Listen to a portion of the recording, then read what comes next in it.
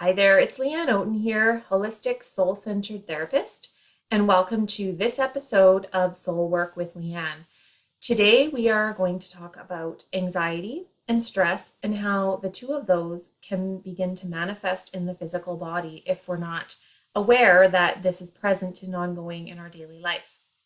So to start with, stress and anxiety are a part of daily life and they're not areas that we can completely avoid.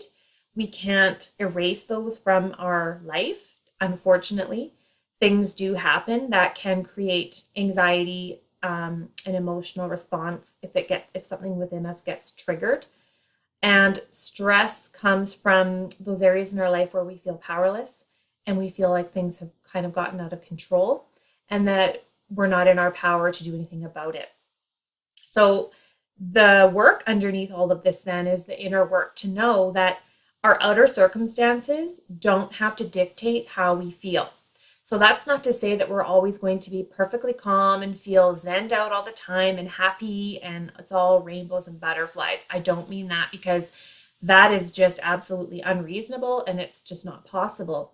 But if we look at it on a spectrum to say where you are now and where it's actually possible to be no matter what's going on, then there's some stuff that can be done in between that is resulting in the inner work, so that when those things around us are happening that are unexpected, out of our control, stressful, traumatic, there's so many things that can happen in our lifetime. And some of them can knock us right off our feet. And I'm not going to say that I've experienced, huge traumas or any, at this point, losses other than through people that I know. But I can speak to the fact that when things do happen that are highly, highly stressful and it can feel like we don't have any control, then it's pretty difficult to not be swept away by that if we don't have the tools and if we don't have the awareness of what is going on in our body. So the biggest thing to be aware of is that anxiety and stress become more of a toxic thing when, number one, we're not aware it's going on so that we can take some sort of corrective action. And number two is when we just have no idea what is going on, right? We just don't even know that it's actually happening. So that's what we're going to talk about today, is how to know if that's going on underneath so that you can take some corrective action.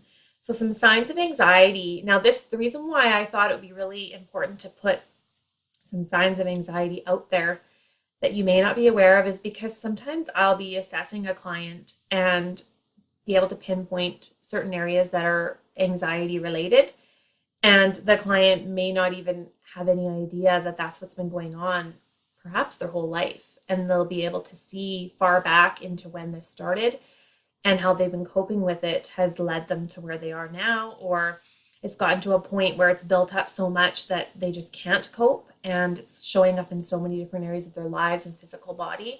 So it's important to be aware of what anxiety is, because then when we can name it and we know what's going on, then we can do something about it.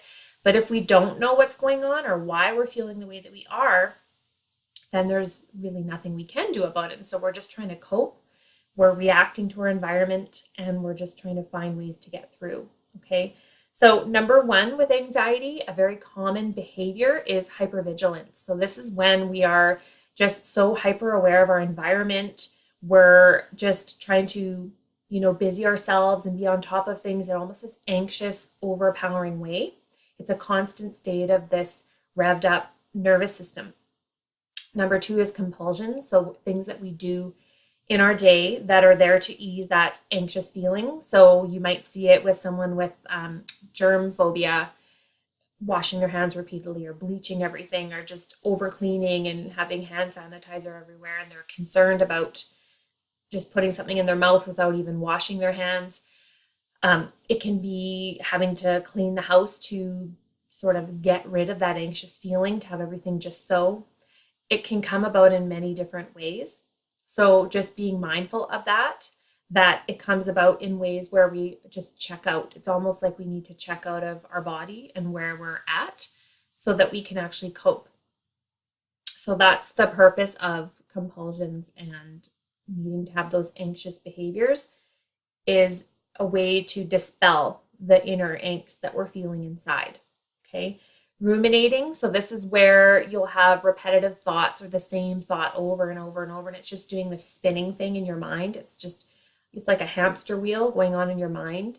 And it's hard to come off of that. And that's another sign that you're in your mind, you're in your head. And that's what will create that anxiety. Worrying comes into play with that as well, where you tend to go into certain states of worry. Rather than looking at what you can do about the situation, the ruminating worry mind just takes over and it paralyzes you. Feelings of being on edge. So constantly just feeling anxious and irritable, and the slightest thing might make you jump, or you might find yourself reacting to the slightest things. Those are all anxiety related. Now, I also want to add in here quickly that this is all, ties into the whole stress picture too.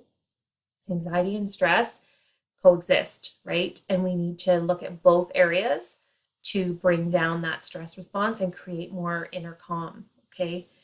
That feeling of irritable, where it just feels like every little thing is like nails on a chalkboard. The slightest thing your partner says irritates you, the littlest things that your children do, the driver in front of you, someone at the supermarket, it could be the littlest things, and you're just constantly feeling like all the time about everything. Those are signs that there is high levels of cortisol in your body, and you're just revved up in this fight or flight response on a chronic level. And then feeling out of your body is another one. So where you're just not there, you've actually checked out, and that is another sign of anxiety.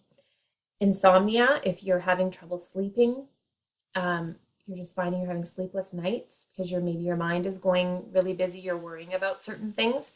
That is also related, as well as the need to control a certain area, or perhaps more than one area, where you're feeling like you need to have extra control, whether it's with your work, with your food, with your children, your spouse, you name it, right? Look in your life and see, where is it that I'm trying to hyper control because I feel so out of control in this area. And there's many ways that this does manifest.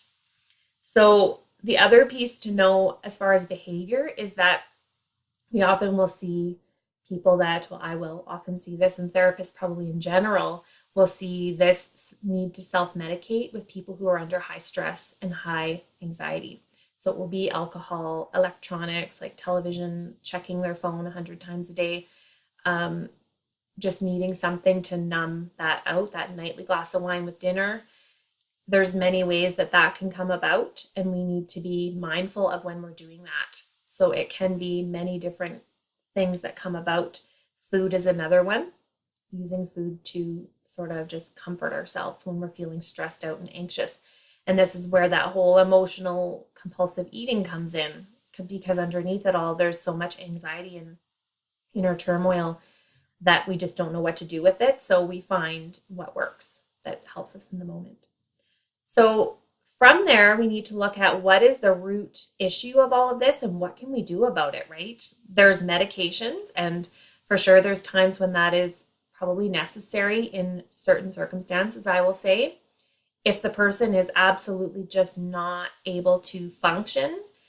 But, for low-level anxiety or just these chronic issues where there's lots of things that we can do with lifestyle, natural supplementation, breathing, doing that inner work, working with our inner stress response.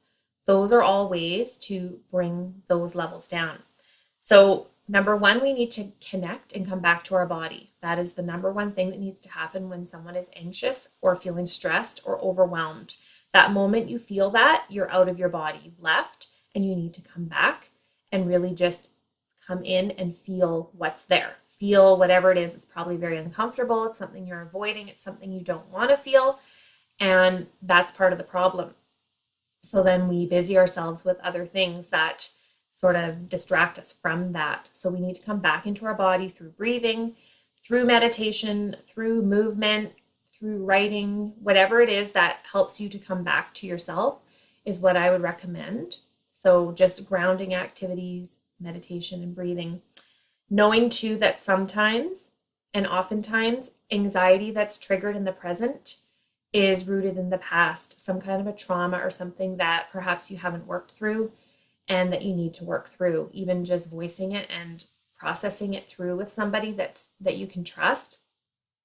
Hopefully a professional, not always family members or friends, but just what do you need to do to move through something from the past that's perhaps still living in the present.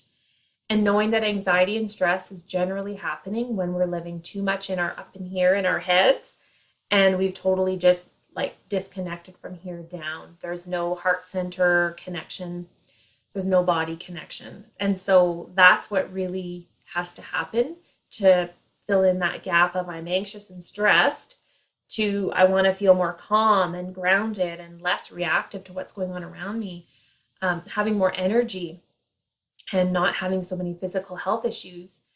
The in between that is dealing with the stress and anxiety on a holistic, whole being level, which is what I do with my clients.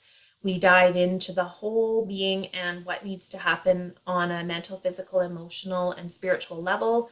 We talk about energy, the way that we can sort of shift what's going on in our reality based on what we're thinking and feeling and the things that we're doing, the words that we're using.